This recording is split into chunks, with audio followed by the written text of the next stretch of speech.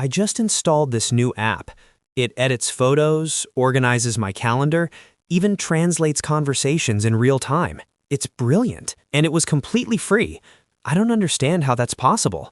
They must have a team of 100 engineers. How do they pay them? We're taught to ask, how much does it cost? With digital tools, that is the wrong question. What's the right question? What is the business model? Well, the model is that it's free. I get a service and I don't pay money. Most people believe that. It's a comfortable thought, that we are receiving a gift. But in the digital economy, free is not a price. It's a strategy. The product isn't the app you downloaded. The app is just the factory. A factory for what? For the real product. Okay, I think I know where this is going. It's about data, right? They collect my data. That's the word everyone uses, data. But what does it mean to you? My name, maybe my email address, my location, if I allow it. Basic information. This is what most of us think, that data is a static list of facts about us, like a profile on a piece of paper. Yes, exactly. And this is why the conversation about privacy often feels confusing, because that kind of data, your name or email, isn't actually that valuable on its own. Then what are they collecting that is so valuable? They are not collecting what you are. They are collecting what you do, every second. The real data isn't that you are Mark. It's that you paused on a picture of a blue car for 3.1 seconds, but scrolled past a red car in half a second. It's that you type a message, hesitate, delete it, and write something else. It's that you listen to happy music on Monday mornings and quiet music on Thursday afternoons. They track all of that? The pauses, the deleting? Every single interaction. They are building a map, not of your identity, but of your attention, of your desires. And they aren't just looking at your map. They take your map and my map and the maps of a billion other people, and they put them all together. They look for patterns. They aggregate everything. To what end? Why aggregate all that information? Just to know us better? To predict us better. So they have all this data, all these patterns. Then they sell it. That's the part I hear about in the news. They sell my data to advertisers. That sounds logical, doesn't it? It's the most common belief. It's what I've always assumed. But it's almost completely wrong. The largest platforms almost never sell your data. Why not? For the same reason Coca-Cola doesn't sell its secret formula. The data is their most valuable asset. Giving it to someone else would destroy their business model. They have something much more powerful to sell. What's more powerful than the data itself? Access. They sell access to you, based on the data. They sell a service. What kind of service? Imagine you own a company that sells expensive running shoes. You don't want to show your ads to everyone. You want to show them only to people who are thinking about buying new running shoes right now. Okay, that makes sense. So you go to the social media platform. You don't say, give me a list of people who like running. You say, I want to show my advertisement to 200,000 people who live in these cities, are this age, and who your system predicts will buy running shoes in the next 2 weeks. And the system can do that? Predict who will buy shoes? It can make a very, very good guess. It looks for signals. It sees users who have started following famous runners. It sees people who have recently searched for local marathon dates. It sees who has been looking at nutrition websites. Each of these actions is a tiny clue. A single clue means nothing, but thousands of them, they become a powerful indicator of future behavior.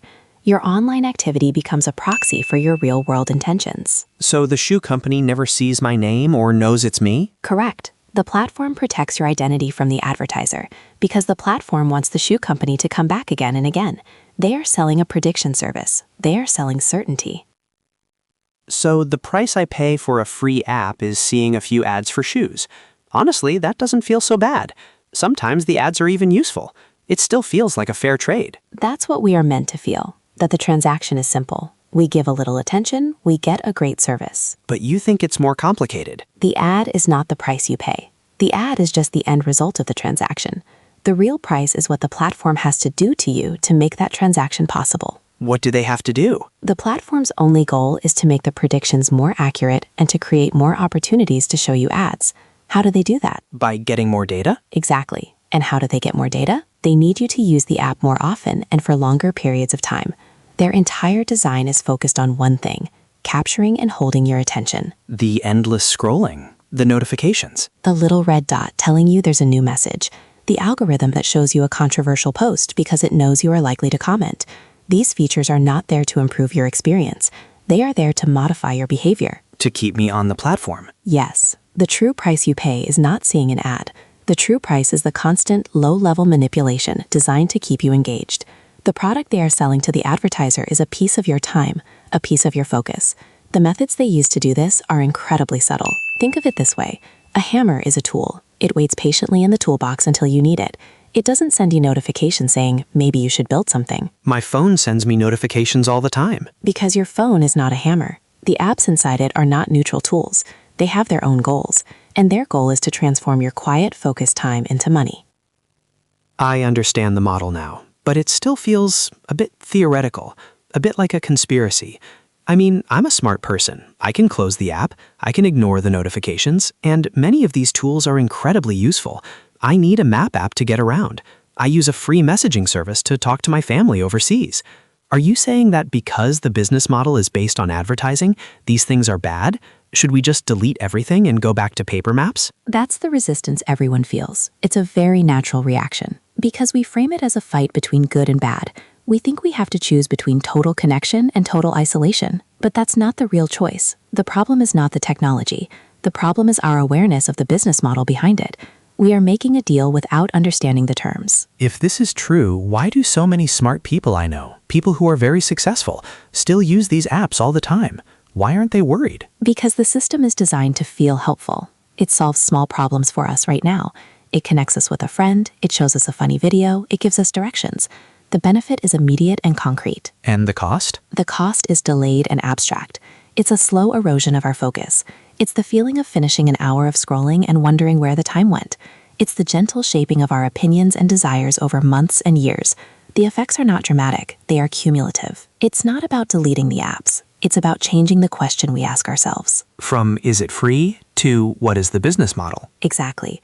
And we can take it one step further. We can ask, what behavior does this app want from me? When you open a spreadsheet program, what behavior does it want? It wants you to organize information. It is a tool waiting for your command. When you open a social media app, what behavior does it want? It wants you to scroll. It wants you to react. It wants you to stay. So it's about recognizing the app's goal. Yes. Think of it like a supermarket. You go in to buy milk and bread. The supermarket is designed to make you walk past the cakes, the special offers, the candy at the checkout. The supermarket's goal is not aligned with your goal. And free apps are designed so the entire store is the candy aisle. A perfect analogy. There is an agreement we make when we click I agree on the terms and conditions that nobody reads. It's an implicit agreement. We implicitly agree to let them study our behavior. We implicitly agree to let them try to influence our behavior. In this new economy, our attention is the raw material. It's the oil, the gold. It has been turned into a commodity. Let me see if I have this right. It's not about my name or email. They aggregate millions of people's behaviors, every click, every pause. Yes. And that behavior is used as a proxy for our real interests, to predict what we might do or buy next. Exactly. And the methods they use to keep us on the apps are so subtle, like the little red dots, that we don't even realize what's happening. That's the core of it. So there's this implicit agreement where we let them turn our focus into a commodity that can be sold to advertisers. You've just described the engine of the modern internet. It's strange. I'm looking at my phone now, and it doesn't look like a tool anymore. What does it look like? It looks like a billboard. And I'm the one paying to keep the lights on.